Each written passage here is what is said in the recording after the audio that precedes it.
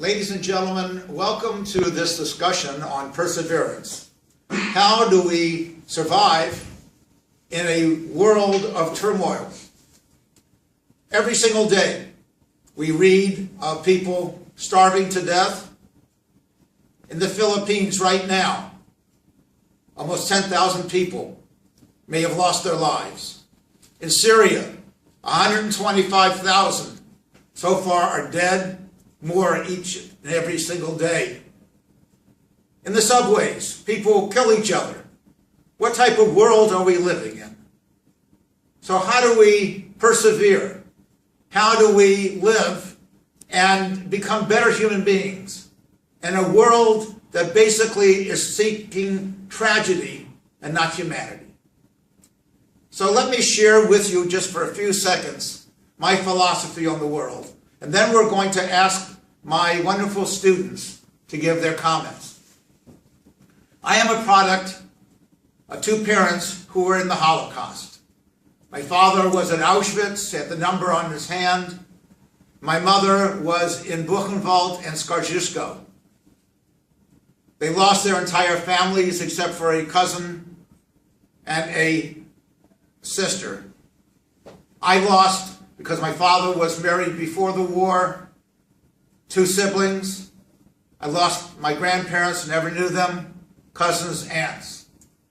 I grew up basically in poverty, but I didn't know that I was poor because I had the love of my parents and they gave me everything they could possibly give me.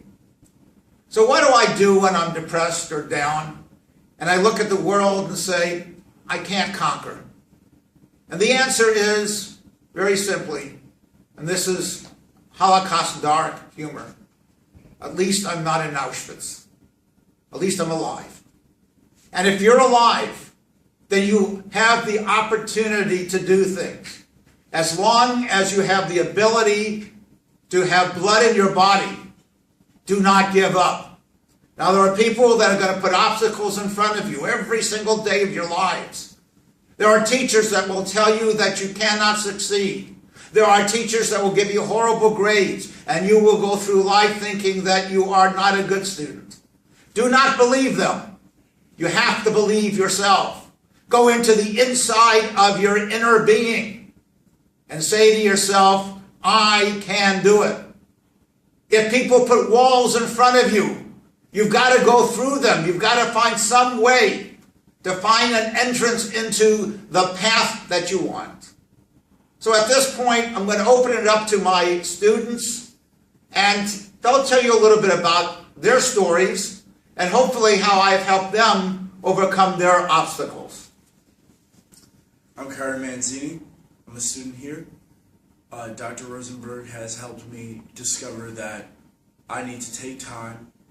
I have many ambitions and things that I want to do in my life, that I need to take time to handle these things one at a time. I'm suffering from ADHD currently, and I needed this class to really focus on what I wanted to do with my life. I have things that I want to do politically. I want to be a police officer. I want to do politics and things like that. And Dr. Rosenberg has helped me discover that if I take time and I rediscover what I want to do by slowly picking away at things that I need to do at first, starting here at college, that's what I'm going to do. So as long as you know what your path is, and regardless of any problems that you may have, as long as you will not give up or give in, you will accomplish your task. But you have to find the correct path to find it. Hi, my name is Jessica Ketcho. I'm also a student here. One of the main issues that I do suffer with is a lot of social pressure and also the feeling of not being good enough or not accomplishing my goals. I strive to be a journalist, so I would love to get my story out there, how you can literally go through the hardships of any type of life, going through addiction, going through lack of love from parents or loved ones at all, no friends, being bullied, being teased. Nobody has to go through that, and I think that's one of the biggest things that I've taken from being in this class, and also too from my own personal experiences. I do believe that definitely you can find help anywhere. You can have a coworker, a friend of yours, or somebody. There's always somebody. Somebody, will love you. Everybody is loved. And I think that's the most important thing that people need to understand. You can literally go through rock bottom, but you always get out of it. And that is something that I need to understand every day, and everybody else should understand too, that you are never alone. No matter who says what to you, who teases you, who picks on you, you will always continue to have those goals in your heart, and you will always be able to persevere. And that is one of the most important things that you can never, ever take away. I've been teaching for 40 years, and I've had success with students who now still come back to me from my earliest years of teaching, because I try to be a father, I try to show love, I try to show caring, because I too had no family. My parents, because of the horrible things that they went to, had a difficult life. I very seldom saw my father when I was young. My partner was a dog. I had no brothers or sisters. My mother was busy working in a manufacturing company, making buttonholes. So I did not have the luxuries of other people. I couldn't even speak English. Yiddish was my first language, so it was hard for me. And yes, I was bullied. I was short. People wanted to pick on me because I was Jewish. But I would never give up, because every time I looked at my father's arm and saw the concentration camp number, I said, I will make something of myself, and I will make certain that my parents are proud of me. So as a teacher, what I do is tell you that I'm proud of you, and that I love you and I care for you. I don't believe in grades. I have to give them. But I will give you the grade that you deserve. And if you try hard, you can all get A's. I was once told that I have to give 20% A's, B's, C's, D's. I lost my job because I wouldn't do it. If you deserve an A, you deserve an A.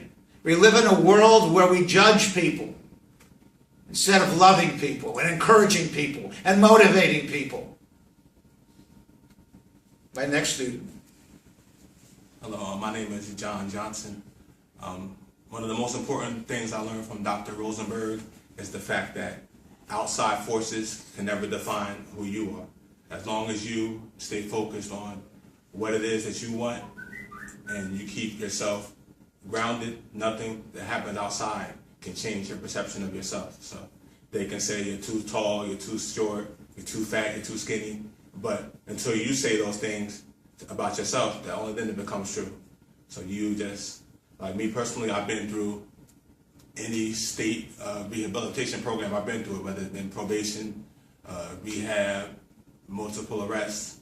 I've been through it all. But at the end of the day, like Dr. Rosenberg said, with the concentration camp, as long as you stay focused on a why and a how, you can make it through anything.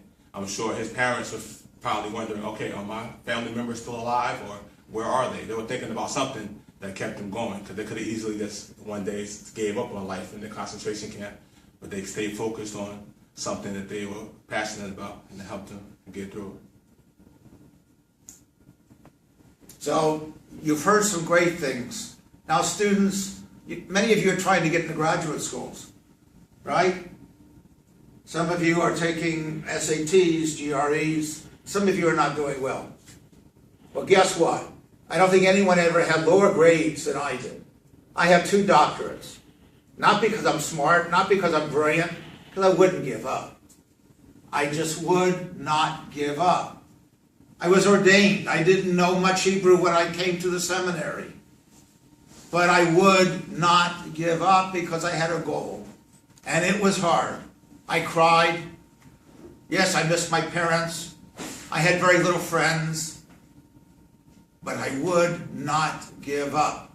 If my parents got through the concentration camps, came to America, and made a good life for themselves, in the end, they were very successful. They came to America and they were given $13. That's all they had. They couldn't speak English. They had nothing. My father started off selling fruits and vegetables, not being able to speak English. He would take me down there as a little child, and I saw he would just motion here and there and there and here. And eventually he got into the real estate business. He maybe had a second-grade education, but I guarantee you, when it came to business, he's 10 times smarter than I will ever be. Education's not what's important.